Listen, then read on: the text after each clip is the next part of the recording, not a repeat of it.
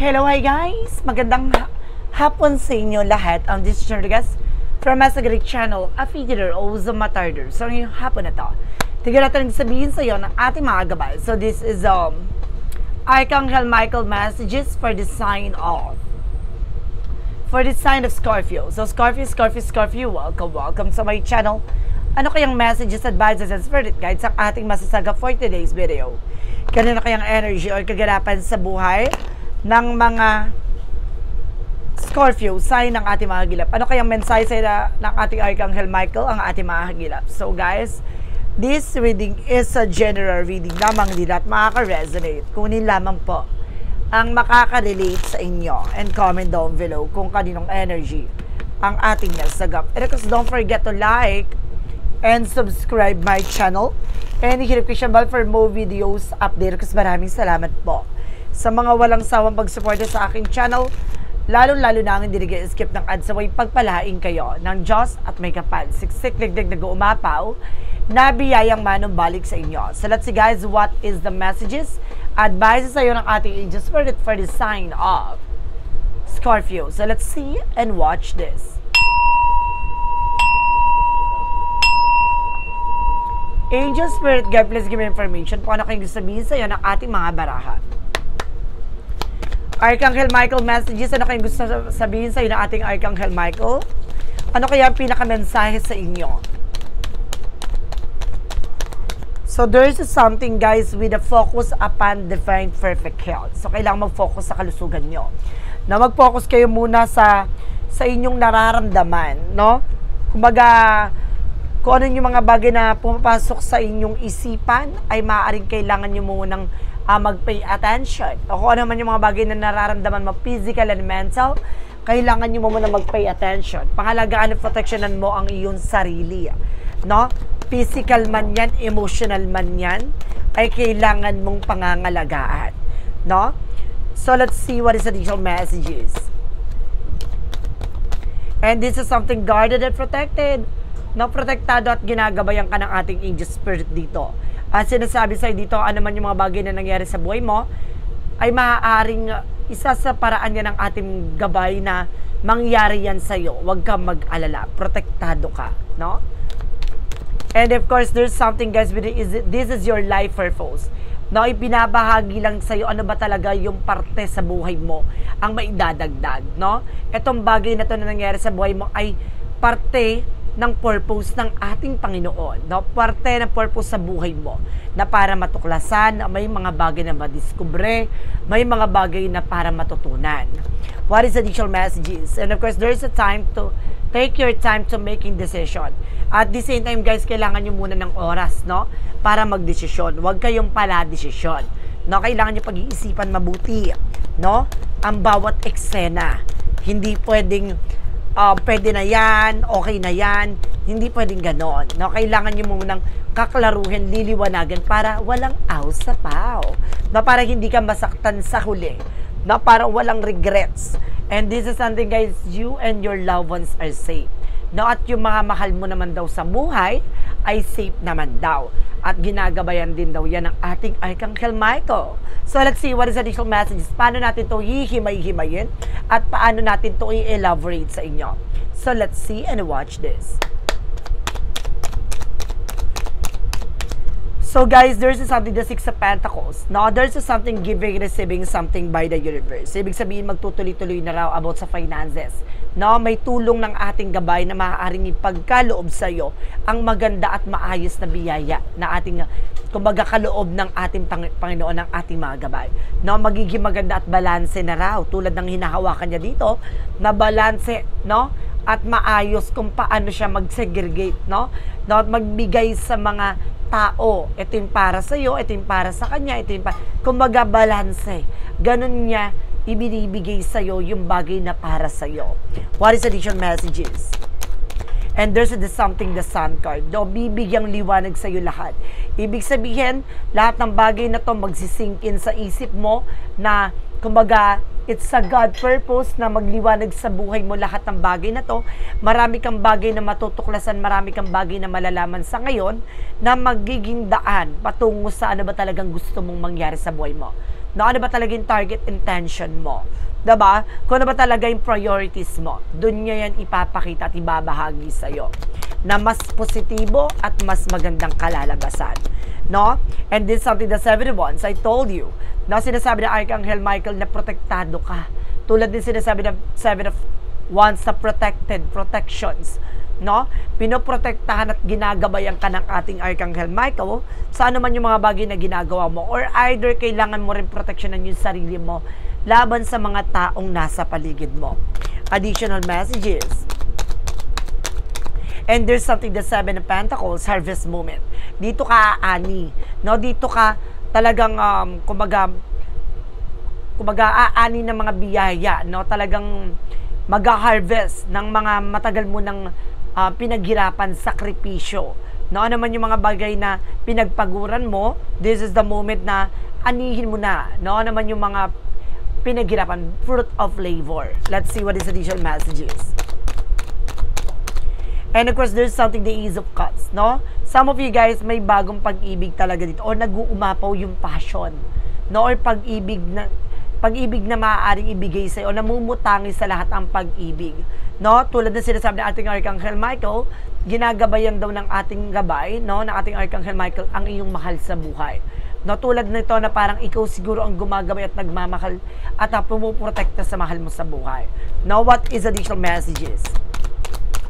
And this is something, the Page of Cups. No, makikinig ka sa gut feeling mo, sa intuitions and inner voice mo. Hindi ka ililigaw nito. At yung sinasabi na pag-isipang mabuti bago ka magdesisyon, bago ka mag-take ng action, kailangan mo munang kaklaruhin, liliwanagin para hindi ka masasaktan sa dulo. No? Additional messages tayo. And there's a 4 of Cups, no? Just re-evaluate or analyze na kailangan mong pag-isipan. Maaaring naguguluhan ka sa lahat ng nangyayari ngayon, pero kailangan mong pag-isipan, klaruhin yung mga bagay na ginagawa mo, no? Kung ano man yung mga bagay na kumbaga kinu-control mo or something na parang pinaglalaanan mo ng panahon. Ano ba talaga yan? Kailangan mo pag-iisipan yan kung worth it ba yan, kung ano ba yung magiging possibilities na yan, lalago ba to, lalakas ba to.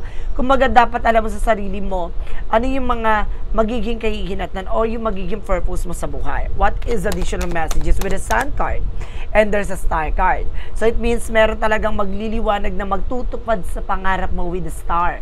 No, a fulfillment.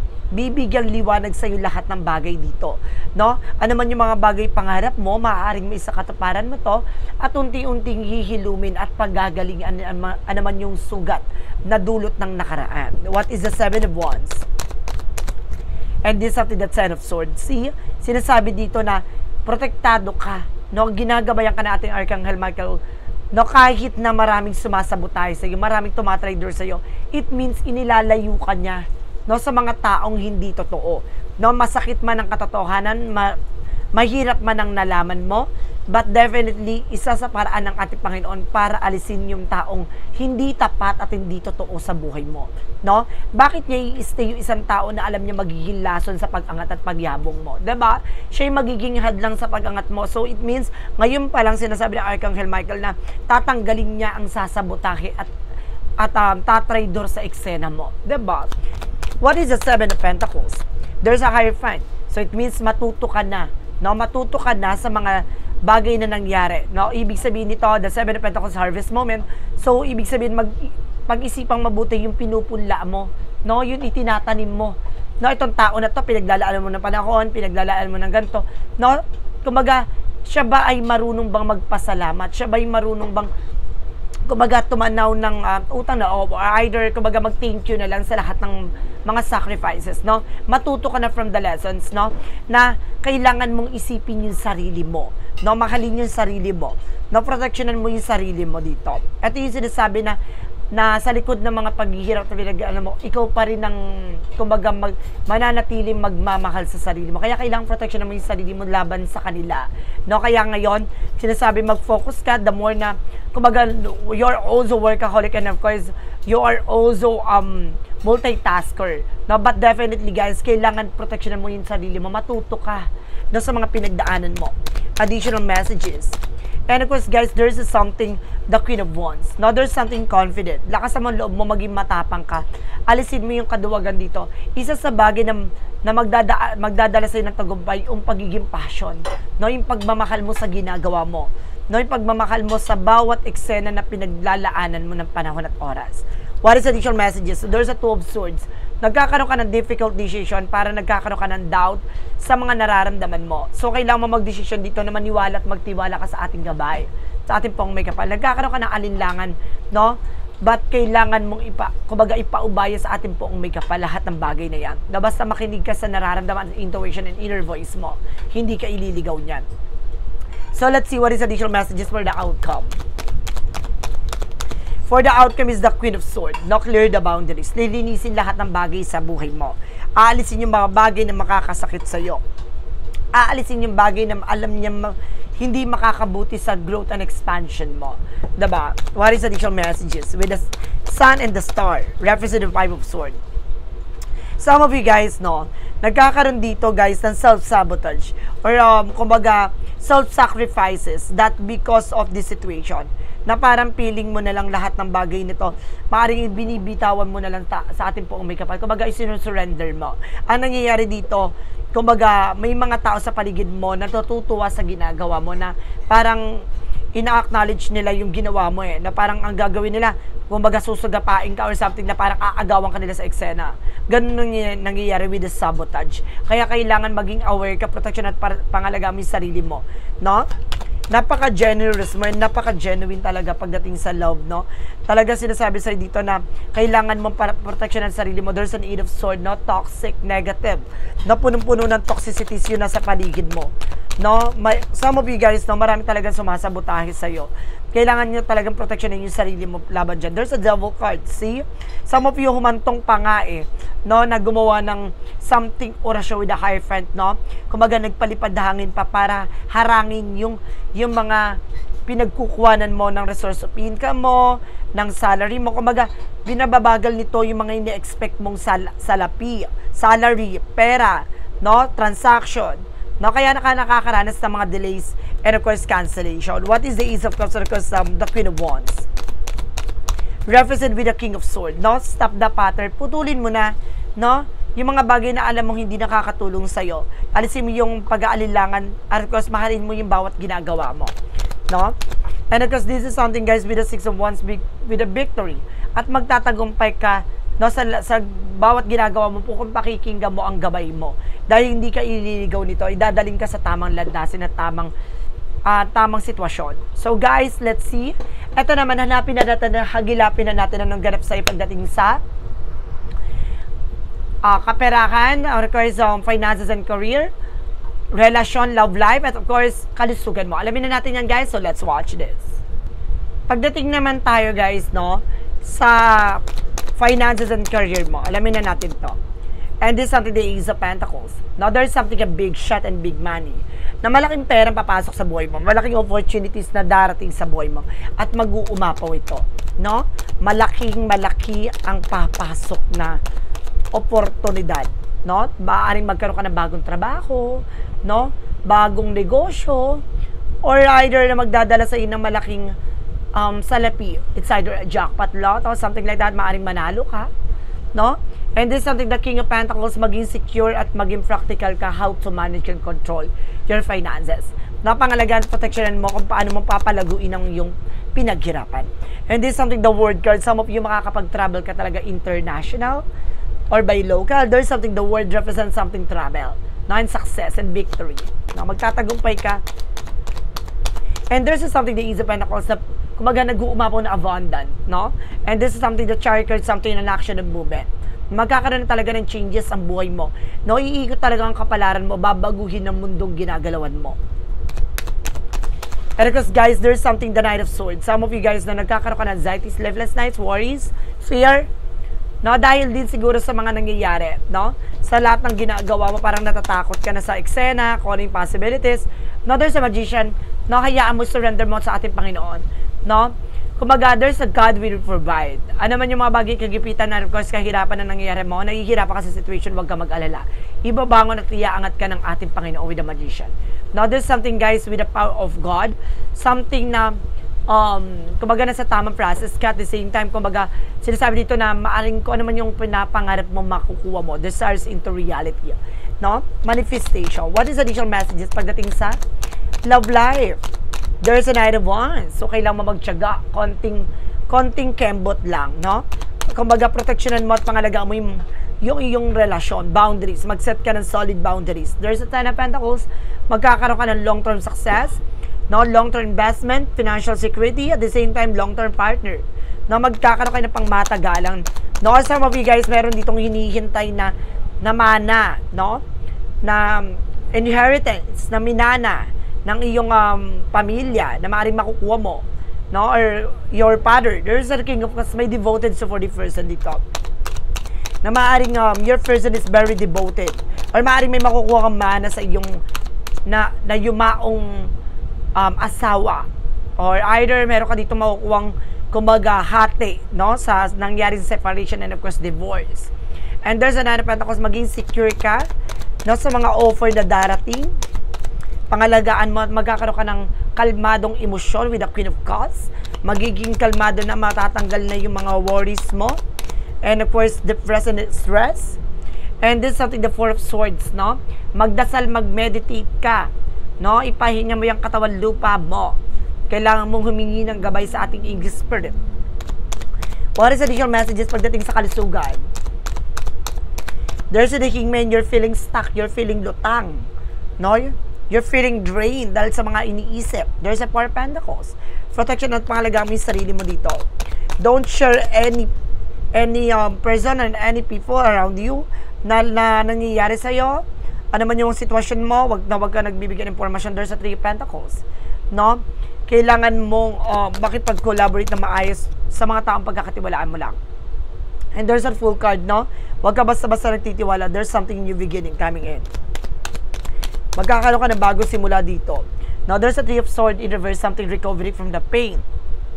No, kung may nararamdaman ka, unti-unti nang gagaling yan. No, physical, mental, emotional. Maring gagaling ka na dyan. And of course, there's something, the lovers. No, konektado ang love life. Ibig sabihin, nagkaroon talaga dito, guys, ng parang heartbreak or either, kumbaga, bukod sa heartbreak, there's something, guys, with widow, parang gano'n, parang widow, parang ano siya yung nabiyuda, ganon. No, maaaring, kumbaga, unti-unti mo nang natatanggap at humihilom yung sugat na dulot niyan. So, let's see what is the magical fairy messages, advices, and of course, pick a card, yes or no. Alamin na natin anong ganap sa'yo. Then, of course, kung bago ka sa channel ko, don't forget to like and subscribe my channel. And hit the notification bell for more videos update. And guys, sa pick a card, yes or no, mag-iisip ka ng tanong, no? Then of course, isa lang magiging sagot, 1, 2, or 3. Isa lang ang pipiliin mong number dyan. Then of course, comment down below kung anong number na pili mo, baka ayun ang magiging sagot sa tanong mo. Then of course, guys, let's see, at para malaman ko kung umabot ka ba sa reading na to, just comment down below. So let's see, guys, what is additional messages with the magic of fairy messages, advices, and a pick a card, yes or no. Let's watch this. Okay, with the magic of fairy messages, represent what?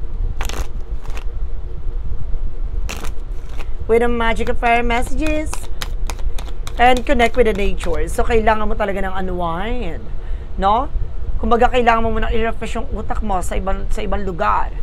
And there's a perfect timing. So, this is the moment, guys, na para gawin yan, no? Kailangan mo na mag-move forward, no? There's a holiday, na itong holiday na to is something, a gateway, no? Para sa katuparan mo na yan, no? Yung plano mo.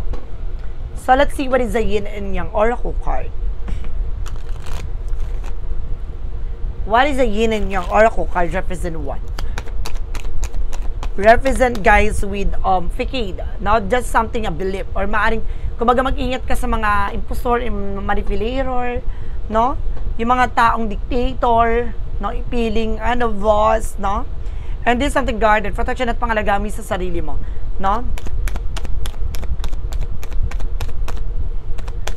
So, let's see. May nasense ako dito, yung person, parang meron ditong narcissism, something like that. No? Yung person na to, maaring yung mga nasa paligid mo, it's very narcissism.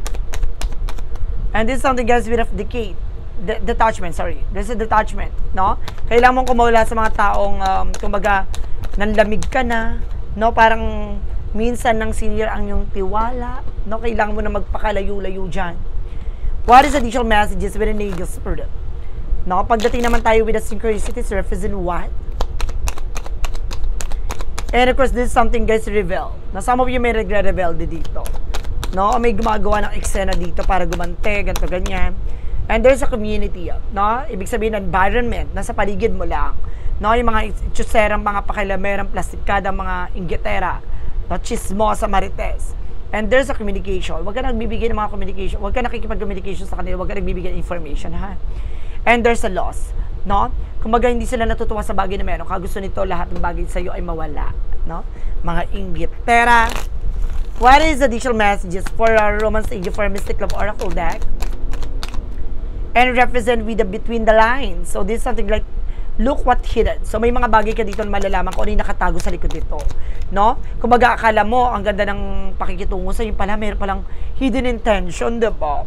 And there's a relationship reconnecting. So pagdating sa relationship, no, kumbaga magkakaroon dito ng parang connection ulit, no, parang magkakaroon ng intimacy, so harutan, no, and there's something safety, comfort, no? Itong tao na to, maaring safe ka naman sa kanya. No, what is an angel's number? Represent what? For an angel's number, oh my God, there's an 888 with a man and good karma. Pasabog ka dyan. Oh, nakikita mo yan? There's something a good karma. A lot of money is coming your way. Fortune referred to more than just monetary and material success. If you don't appreciate the people in your life now, you won't have them tomorrow. This message encourages you to take personal responsibility and use it to realize your greatest potential. Diba? May potential ka para maging masagana. So, ngayon pa lang, kailangan mo ng kumilos at gumalaw, no? Tulad ng sinasabi ng karma, what goes around comes around.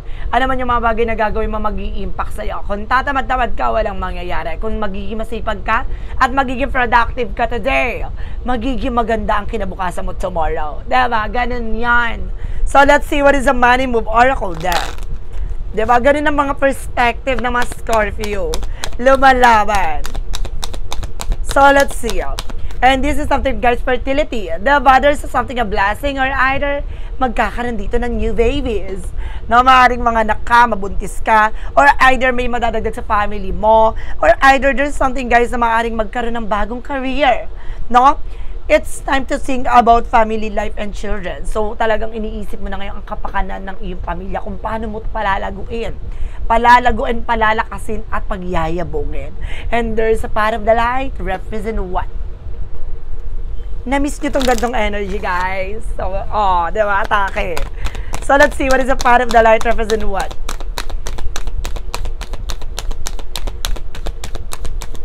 Kung nagustuhan nyo itong reading na to, guys, please share this video, no? Para na sa ganun, marami pa tayong, kumbaga, mahawang, diba? Mapanood nila itong reading na to at matulungan, diba?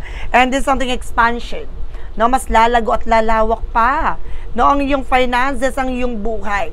I am always growing, expanding, and evolving.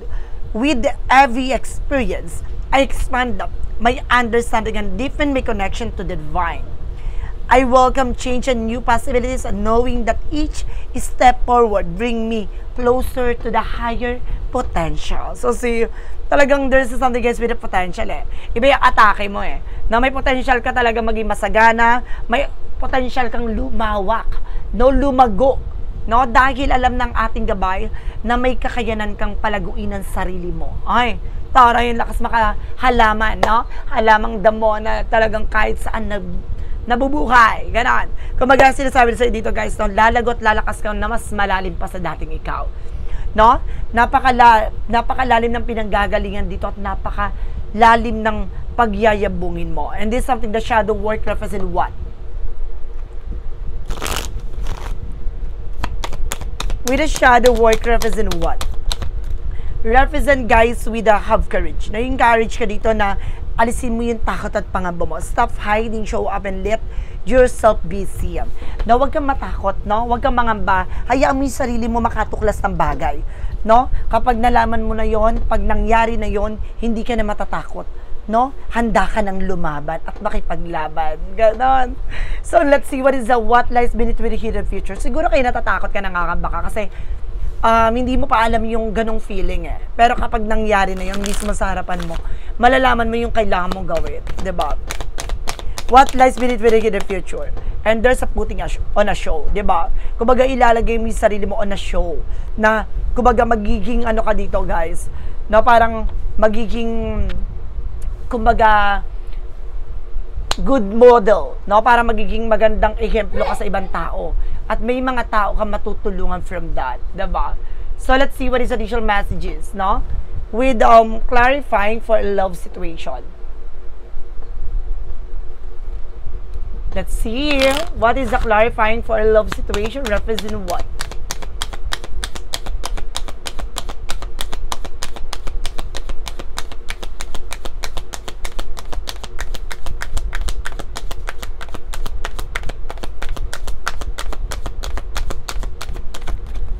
And this is something, unlock the gate.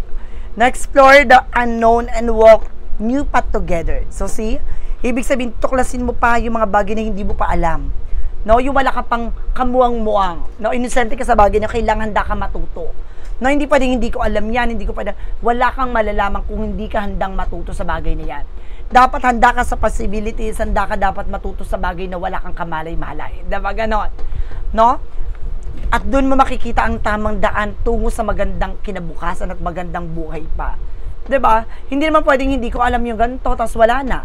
Kailangan handa kang ma-explore yung kakayanan mo, yung kaalaman mo. No? There's a clarifying for life situation. Kung hindi ka makakawala sa comfort zone mo, kung hindi mo pakakawalan yung sarili mo sa mga bagay pangamba na baka ganito, baka ganyan, walang mangyayari. Kailangan handa kang ilaban. Ano man yan, no? Kumbaga sa buhay natin may trial and error talaga. No, minsan hindi tayo nagtatagumpay, pero at least sumubok ka. Diba? Kaysa wala kang ginawa, natakot ka. So, kailangan mo ilaban, subukin, nang may matutunan ka. And of course, this is something, guys, with a small step. Daw, see? Kumbaga, maliit man tong bagay na ginagawa mo, no? Maliit man yung bawat pagakbang mo, tandaan mo, makakarating ka pa rin hanggang dulo. No? At least, dinadaan mo yung tamang daan at the same time, humahakbang ka ng pautay-utay hanggang sa makamit mo yung bagay na gusto mo makuha. And of course, the small wins, the small triumphs. The everyday victories, celebrate them, they will take you there. No, dadaling ka doon sa dulo. No, kapag alam mong kung paano magsimula. 'Di ba? Ganun talaga ang buhay. Kailangan mong handang malaman lahat ng bagay. Hindi pwedeng wala kang kaalam-alam. So guys, let's see what is the pick a card, yes or no. Alamin na natin yan, guys. So let's watch this. With the pick a card, yes or no, ito na yung magiging sagot sa mga tanong mo. No, kung may sagot, may tanong ka, no, ito na yon. No, and let's start na tayo with the number 1. No, kung sino nakapili ng number 1, ito na yon. And there's a no. Deception in the dark, truths hidden.